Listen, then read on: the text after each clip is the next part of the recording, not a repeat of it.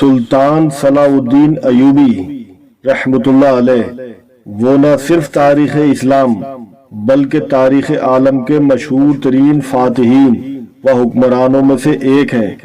وہ 1138 عیسوی میں موجودہ عراق کے شہر تکریت میں پیدا ہوئے۔ ان کی زیر قیادت ایوبی سلطنت نے مصر، شام، یمن، عراق، حجاز اور دیار باکر پر حکومت کی۔ سلطان صلاح الدین ایوبی رحمۃ اللہ علیہ کو بہادری، فیاضی، حسن خلق، سخاوت اور بردباری کے باعث نہ صرف مسلمان بلکہ مسیحی بھی عزت کی نگاہ سے دیکھتے ہیں۔ صلاح الدین کو فاتح بیت المقدس کہا جاتا ہے، جنہوں نے 1187 عیسوی میں یورپ کی متحدہ افواج کو عبرتناک شکست دے کر بیت المقدس ان سے آزاد کروایا، جس کے گھوڑوں کی ٹاپوں کے خوف سے یورپ کے صلیبی حملہ آور دہل گئے، جو تاریخ میں انمٹ اثرات چھوڑ گیا۔ ایک بار سلطان صلاح الدین ایوبی رحمۃ اللہ علیہ کو ان کے جاسوسوں نے بتایا کہ ایک عالم دین ہے جو بہت اچھا خطاب کرتے ہیں، لوگوں میں بہت مقبول ہو گئے ہیں۔ سلطان نے کہا، آگے کہو۔ جاسوس بولے، کچھ غلط ہے جسے ہم محسوس کر رہے ہیں مگر الفاظوں میں بیان نہیں کر پا رہے۔ سلطان نے کہا، جو بھی دیکھا اور سنا ہے بیان کرو۔ جاسوس بولے کہ وہ کہتے ہیں کہ نفس کا جہاد افضل ہے، بچوں کو تعلیم دینا ایک بہترین جہاد ہے، گھر کی ذمہ داریوں کے لیے جدوجہد کرنا بھی ایک جہاد ہے۔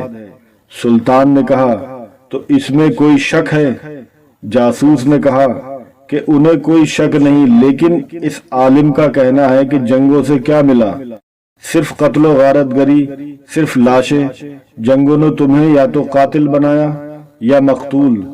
سلطان بے چین ہو کر اٹھا، اسی وقت عالم سے ملنے کی ٹھانی، ملاقات بھیز بدل کر کی اور جاتے ہی سوال کر دیا کہ جناب ایسی کوئی ترکیب بتائیے کہ بیت المقدس کو آزاد اور مسلمانوں کے خلاف مظالم کو بغیر جنگ کے ختم کرایا جا سکے۔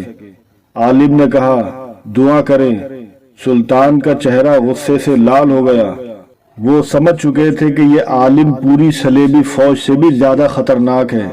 سلطان نے سب سے پہلے اپنے خنجر سے اس عالم کی انگلی کاٹ دی۔ وہ بری طرح چیخنے لگا۔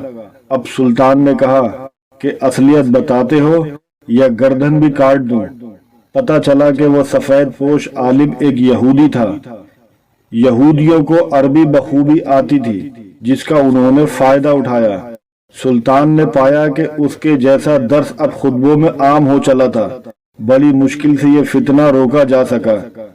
یہ فتنہ اس وقت بھی پوری آب و تاب سے رواں دوا ہے۔ آخر کیوں لوگ اسلام کو بدھزم بنا دینا چاہتے ہیں، جبکہ کھلی حقیقت یہ ہے کہ ظالم کا سامنا کیے بغیر ظلم کا مداوع ہو جائے، یہ ممکن ہی نہیں۔